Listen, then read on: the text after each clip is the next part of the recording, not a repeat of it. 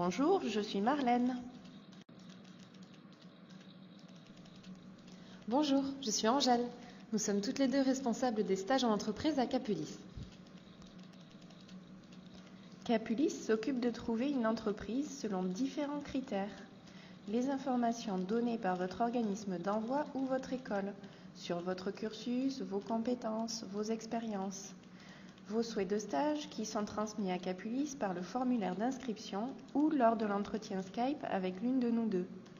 Votre niveau de français, la durée et la période de stage, la localisation, la disponibilité et l'intérêt de l'entreprise.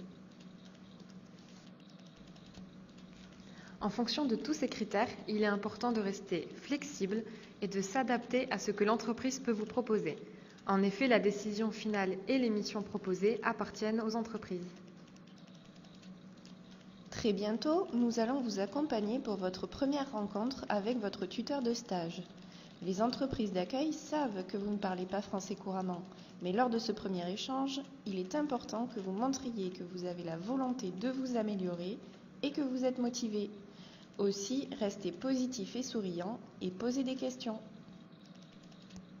Les entreprises ne sont pas obligées de fournir la tenue pour le stage, mais vous avez été informé du code vestimentaire exigé par votre entreprise avant votre arrivée. Aussi, vous devez apporter la tenue appropriée pour travailler. Les tenues suivantes sont à éviter.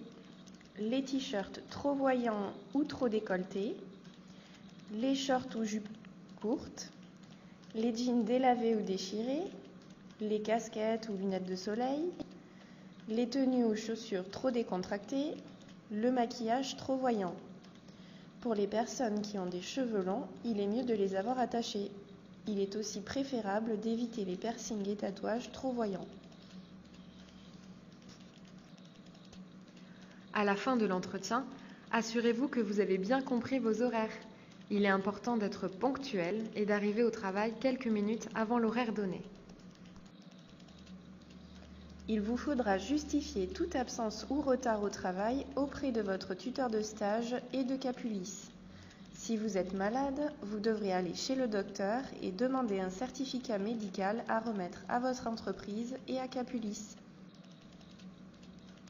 Pendant votre stage, vous vous engagez à respecter le règlement intérieur de l'entreprise et le secret professionnel, ne pas utiliser de téléphone portable personnel et les réseaux sociaux pendant les heures de travail, garder une attitude active et positive envers vos collègues et votre travail, notamment en communiquant au maximum en français. Plus votre implication est grande, plus l'entreprise pourra vous confier de nouvelles tâches.